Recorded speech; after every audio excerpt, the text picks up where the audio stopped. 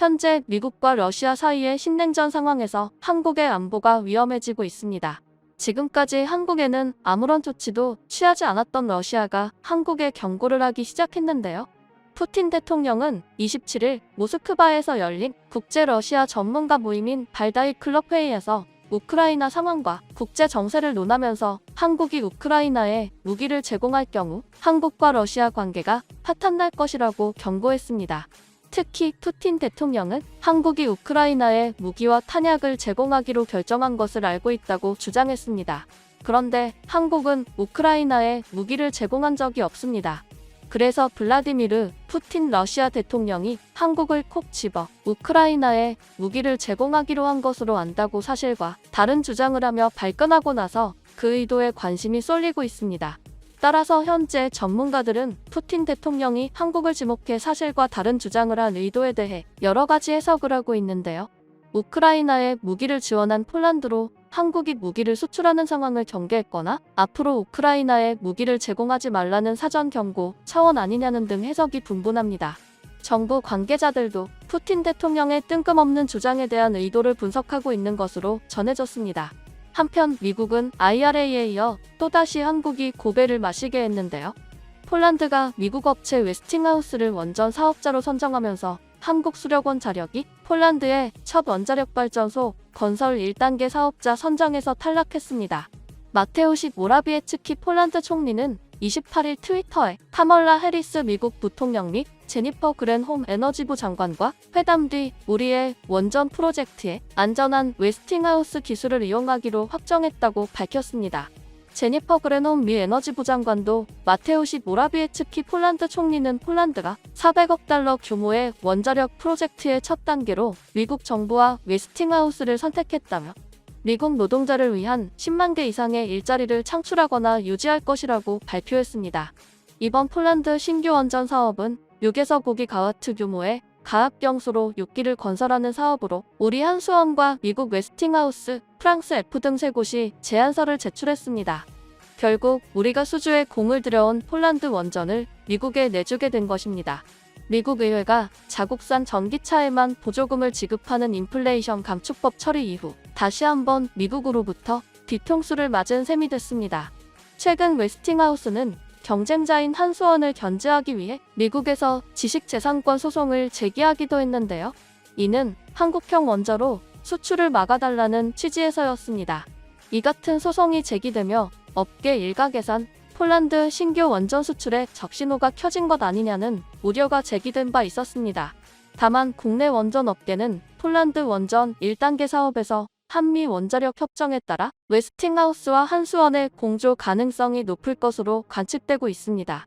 웨스팅하우스는 1979년 미국 펜실베니아 원전 사고 이후 독자적인 원전 시공 능력이 떨어지는 것으로 알려진 반면 한국은 풍부한 원전 건설 경험과 가격 경쟁력에서도 앞서도 있다는 평가를 받기 때문입니다.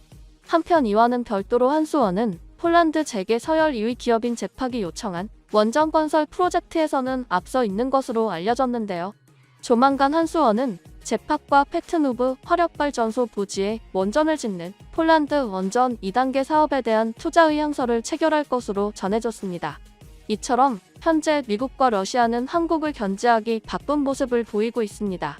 이러한 양국의 모습에 대해 일각에서는 한국의 영향력이 그만큼 강화되었다는 증거이며 특히 한국의 방산 위상을 견제하는 것으로 보인다고 말합니다.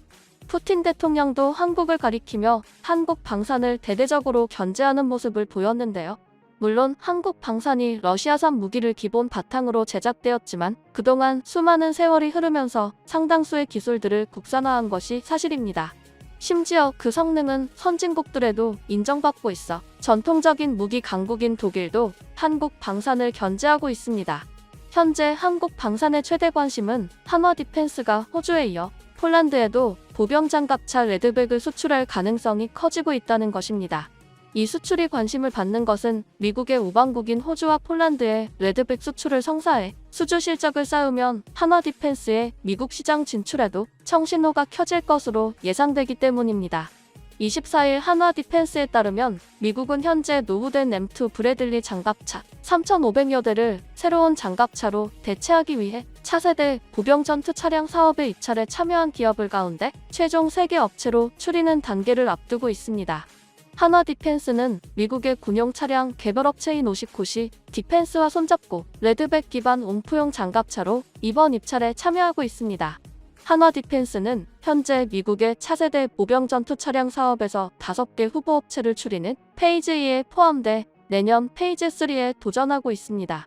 레드백은 한국군의 K-21 보병 전투 차량의 핵심 기술을 바탕으로 이스라엘, 호주, 캐나다 등 글로벌 방산기업과 협력해 개발한 5세대 궤도형 보병 전투 장갑차입니다.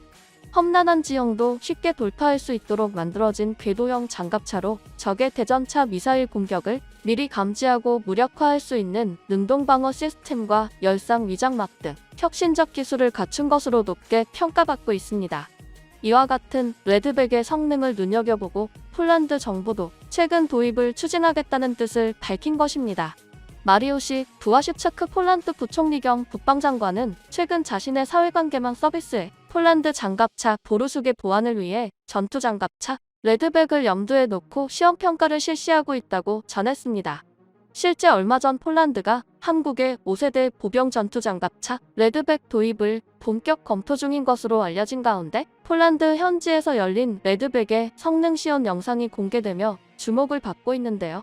한화 디펜스는 27일 자사 유튜브 채널을 통해 지난 26일 폴란드 남부 노바덴바 시험장에서 진행된 레드백 시연 영상을 공개했습니다.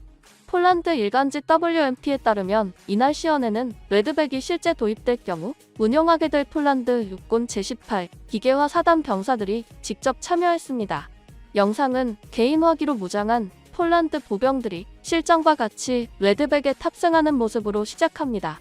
이후 병력을 태운 레드백의 고속주행, 하천도석, 30mm 주포 실사격 등 실제 작전에 가까운 모습을 보여줬습니다.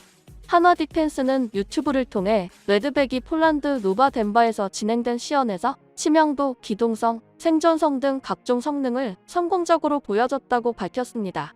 이날 시연에 참여한 폴란드군 스타니크 중령은 WMP와의 인터뷰에서 기계화 부대 입장에서 봤을 때 현재 운용 중인 BWP-1 보병 장갑차에 비해 기술적으로 50년은 앞서 있다. 이것은 확실히 현대 전장에서 요구되는 기본적인 요소들에 부합한다고 밝혔습니다. 시연에 참여한 부사관 로베르트 카라오다도 내부에 장착된 화면과 카메라 성능이 뛰어나 전장의 모습을 매우 쉽게 관찰할 수 있었는데 이는 전투력 향상에 직결되는 것으로 상당히 놀라웠다고 밝혔습니다.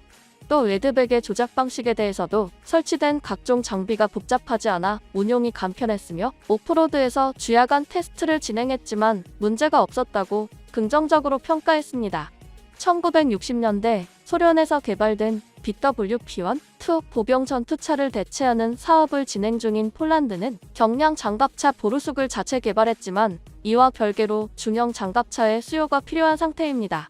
이러한 폴란드의 적극적인 행보에 한화 디펜스가 호주와 폴란드에서 레드백의 수출 실적을 잇따라 쌓게 되면 내년 중으로 진행될 미국 차세대 보병 전투 차량 사업 입찰 최종 단계인 페이즈 3에 들어가는 데도 도움이 될 것으로 예상되고 있습니다. 현재 미국은 중국과 경제 분야뿐만 아니라 군사 안보 분야에서도 대립각을 세우고 있어 차세대 보병 전투 차량 사업의 중요성이 더욱 부각되고 있습니다.